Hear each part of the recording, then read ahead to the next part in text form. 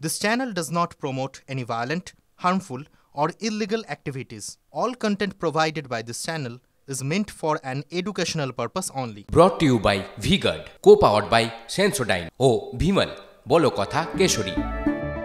Associate sponsor Ultratech Cement। রেস্তোরাঁ কাণ্ডে আপাতত সে স্বস্তি পেয়েছেন। আত্মসমর্পণ করে কি হলো? আপনার আসলে বিগ ওয়ালে আপনাদেরকে কিছু তথ্য দেখাই এই সোহমের জামিন সম্পর্কে। আমি পিসিআরকে রিকোয়েস্ট করব সোহম সম্পর্কে যা যা ইনফরমেশন আসছে এক এক করে আমরা সব তথ্য আপনাদেরকে তুলে। আত্মসমর্পণ করে জামিন বিধায়ক অভিনেতার 2000 টাকার ব্যক্তিগত বন্ডে জামিন পেয়েছেন সোহম চক্রবর্তী। আর কি হয়েছে? আদালতে গিয়ে কেন সরকারি আইনজীবীর ঘরে বিধায়ক, এই প্রশ্ন উঠছে।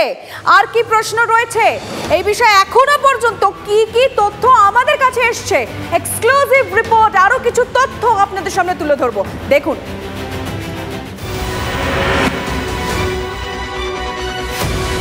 নিউ টাউনের রেস্তোরাঁর মালিককে মারধরের ঘটনায় আত্মসমর্পণ করে জামিন পেলেন চণ্ডীপুরের তৃণমূল বিধায়ক তথা অভিনেতা সোহম। বৃহস্পতিবার সকাল 10টা নাগাদ কনভয় নিয়ে বারাসাত আদালতে যান সোহম। প্রথমে আইনজীবীদের সঙ্গে কথা বলেন তারকা বিধায়ক। সূত্রের খবর, আত্মসমর্পণ করে আগাম জামিনের আর্জি জানান তিনি। এর মধ্যেই আবার অভিযোগ ওঠে, জামিনের আবেদন করার পর সোহম দীর্ঘক্ষণ পিপির রুমে বসে অপেক্ষা করেন। কোর্ট অর্ডারের আগেই আদালত চত্বর ছেড়ে বেরিয়ে যান সোহম। ফৌজদারি মামলায় জামিন নিতে বারাসাত জেলা আদালতে গিয়ে সরকারি আইনজীবী নির্ধারিত ঘরে সোহম সময় কাটান কিভাবে? একজন অভিযুক্ত আদালত কক্ষে না বসে কেন সরকারি আইনজীবীদের বরাদ্দ ঘরে বসেছেন, উঠছে প্রশ্ন। যদিও তার আইনজীবীদের ব্যাখ্যা, আদালত চত্বরের বাইরে গেলেও বারাসাতের বাইরে তিনি যাননি। যতক্ষণ না পর্যন্ত বিচারক জামিনের আবেদন সম্পর্কিত নির্দেশ দিচ্ছেন ততক্ষণ পর্যন্ত তিনি বারাসাতেই থাকবেন। বেলা 1টা নাগাদ তার জামিন মঞ্জুর করেন বিচারক। ম্যাটার আছে, আমি কোনো কমেন্ট করতে পারবো না।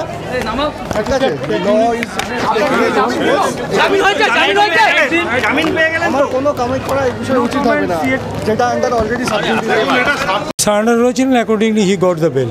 2000 টাকা হয়েছে বন্ডে, উনি রিলিজ পেয়েছেন। বন্ডটা ফার্নিশড হয়েছেন। Accordingly he got the surrender slip and he released on bail. গত শুক্রবার সন্ধ্যায় নিউ টাউনের এক রেস্তোরাঁর একটি ফ্লোরে শুটিং করছিলেন সোহম। সেই সময় রেস্তোরাঁর সামনে শুটিং ইউনিটের গাড়ি রাখা নিয়ে সোহমের নিরাপত্তা রক্ষীদের সঙ্গে বচসা বাঁধে ওই রেস্তোরাঁর মালিক আনিসুল আলমের। তার অভিযোগ, একটি পার্কিং খালি করতে বললে সোহমের নিরাপত্তা রক্ষীরা তার উপর চড়াও হন। আরও অভিযোগ, এরপর সোহমও তাকে মারধর করেন, তাকে ঘুষি মারা হয়। এমনকি সোহম তাকে সজোরে লাথি মারেন বলে অভিযোগ আনিসুলের। ইতিমধ্যেই সোহমের বিরুদ্ধে মারধরের অভিযোগ এনে বুধবারই কলকাতা হাইকোর্টের দ্বারস্থ হয়েছেন নিউ টাউনের রেস্তোরাঁ মালিক আনিসুল আলম। পাশাপাশি তার অভিযোগ, সোহমের বিরুদ্ধে কোনো পদক্ষেপ করছে না পুলিশ। মামলা দায়ের করার অনুমতি দিয়েছেন বিচারপতি অমৃতা সিনহা। শুক্রবারই সেই মামলার শুনানির সম্ভাবনা। এই আবহেই প্রশ্ন উঠছে, তাহলে কি গ্রেফতারির আশঙ্কা করছেন অভিনেতা বিধায়ক? আর সেই কারণেই কি তড়িঘড়ি আগাম জামিনের পদক্ষেপ? দীপঙ্কর দাসের রিপোর্ট, TV9 বাংলা। এই মুহূর্তে আরো একটা গুরুত্বপূর্ণ খবর, মালদায় ভোট পরবর্তী হিংসা অব্যাহত। এবার মালদার বৈষ্ণবনগরের জানুটোলায় কংগ্রেস কর্মীকে পিটিয়ে খুনের চেষ্টার অভিযোগ তৃণমূলের বিরুদ্ধে। গ্রাম্য বিবাদের জের পাল্টা দাবি করছে তৃণমূল কংগ্রেস।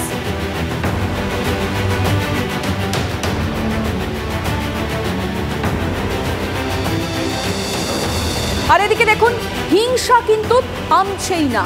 তৃণমূল নেতার রহস্য মৃত্যু।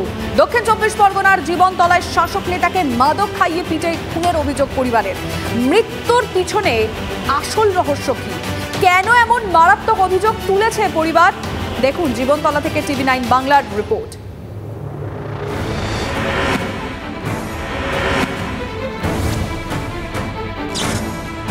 জীবনতলার 7 নম্বর গ্রামের 281 নম্বর বুথের তৃণমূল সম্পাদক ছিলেন রবীন্দ্রনাথ মণ্ডল। লোকসভা ভোটে দলের হয়ে চুটিয়ে কাজ করেছিলেন রবীন্দ্রনাথ। দলের সক্রিয় নেতার রহস্য মৃত্যুতে শোরগোল পড়ে গেছে এলাকায়। মৃতের পরিবারের অভিযোগ, মাদক খাইয়ে পিটিয়ে খুন করা হয়েছে রবীন্দ্রনাথকে। নিশানায় প্রতিবেশীরা। কটা টাকা পেতো আমাদের কাছে, কে টাকা পেতে দেয়? ওই পাপ্পু নাকি টাকা গোপনে দিয়েছিল, আমি আগে জানতাম না, আমি পরে জানি।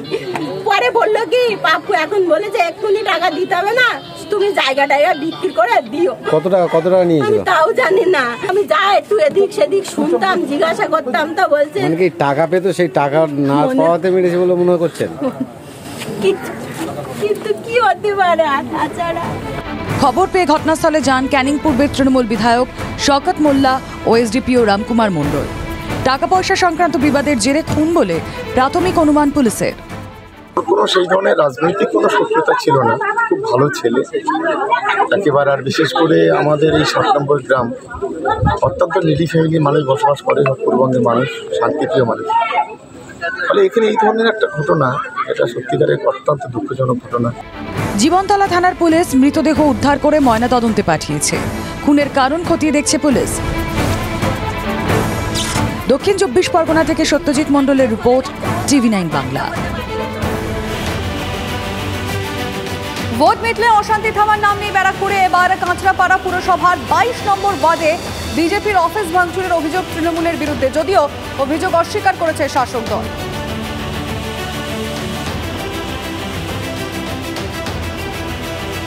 লোকসভা ভোটের ফল ঘোষণার পর থেকেই রাজনীতির অনিন্দে চর্চায় একটাই নাম, লক্ষ্মীর ভান্ডার। আর এই রাজনৈতিক মহলের একাংশ তো বটেই, এমনকি তৃণমূলের নেতারাও খোলা গলায়, মানে একেবারে প্রকাশ্যে স্বীকার করে নিচ্ছেন ভোটের গেম চেঞ্জার লক্ষ্মীর ভান্ডার। ভোট প্রচারে এই জনপ্রিয় প্রকল্পের পাল্টা কি জানেন?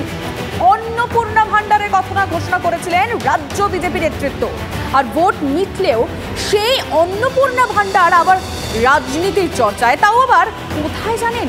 শুভেন্দু অধিকারী খাস তালুক পূর্ব মেদিনীপুরে তমলুকে পোস্টার পড়েছে, যেখানে কিনা অন্নপূর্ণা ভান্ডারের টাকা দেওয়ার কথা বলা হয়েছে। ভাবতে পারছেন? অন্নপূর্ণা ভান্ডার। স্থানীয় বাসিন্দাদের প্রশ্ন যে সত্যি কি এই প্রকল্প চালু হচ্ছে, নাকি বিজেপিকে পেঁচে ফেলতে এটা কারসাজি?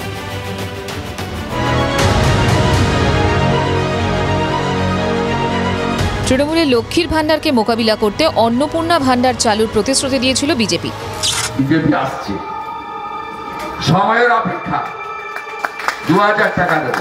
লক্ষ্মীর ভান্ডারের নাম চেঞ্জ করব, অন্নপূর্ণা ভান্ডার করব, 3000 টাকা করে দেব। প্রতিশ্রুতি ছিল রাজ্যে বিজেপি ভালো ফল করলে দলের তরফ থেকে মহিলাদের মাসে 3000 টাকা করে ভাতা দেওয়া হবে। মহিলা ভোট পকেটে পড়তে লোকসভা ভোটের প্রচারে বিজেপির ছোট বড় অনেক নেতার মুখেই শোনা গেছিল এই প্রকল্পের নাম। কিন্তু লোকসভা ভোটে বিজেপির আসন সংখ্যা 18 থেকে কমে 12 হয়েছে। দক্ষিণবঙ্গে কার্যত ছাড়খাড় পদ্মবন। তবে শুভেন্দুর জেলা পূর্ব মেদিনীপুরের কাঁথি ও তমলুক লোকসভা কেন্দ্রে জয়ী হয়েছে গেরুয়া শিবির।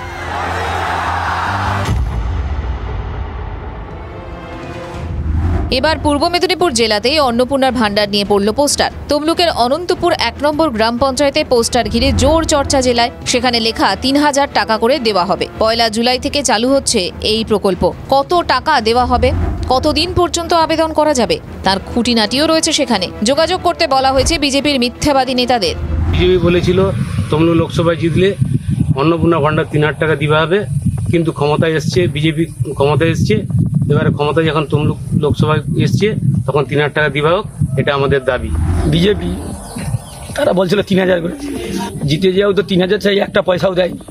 তো লোকসভায় সেই একই 3000 4000 করে দিবে, মেয়ে মানুষকে প্রতিশ্রুতি দেওয়া, সে আজকেও দিতে পারে। স্বাভাবিকভাবেই পোস্টার সংবাদে ক্ষুব্ধ জেলা বিজেপি নেতৃত্ব। সরাসরি অভিযোগ তুলেছেন তৃণমূলের বিরুদ্ধে। তারপরই শুরু হয়ে গেছে তু তু মে মে। তমলুক ব্লকের এই লোকসভা নির্বাচনের পর তমলুক ব্লকের শুভবুদ্ধি সম্পন্ন বাসিন্দাগণ তৃণমূলের দুগালে দুটি কোষে থাপ্পড় মারার পরও এরা যে ব্যানার ছাপিয়েছে, আমি বলবো এরা নির্লজ্জতার প্রতীক। এদের মধ্যে মিনিমাম লজ্জাবোধটুকু নেই বলে ওরা ব্যানার ছাপিয়েছে। 3000 টাকার বিভিন্ন যে পোস্টার পড়েছে, তাতে আমি দায়িত্ব নিয়ে জানাতে চাই, এর সাথে আমাদের তৃণমূল কংগ্রেসের কেউ জড়িত নয় বা আমরা কেউ উদ্দেশ্য প্রণোদিতভাবে এটা করছি না। সাধারণ মানুষ এটা করছে। বাংলার সব থেকে বড় গদ্দারের কাছে জানতে চাইছি। 2 বছর পরে রাজ্যে ফের বিধানসভা ভোট। সেই ভোটে লক্ষ্মীর ভান্ডারের মহড়া নিতে গিয়ে অন্নপূর্ণা ভান্ডারকে ফের আসরে নামাবে বঙ্গ বিজেপি। তার মধ্যেই তমলুকের গ্রামে পড়া পোস্টার নতুন করে রাজনৈতিক তরজা তৈরি করলো।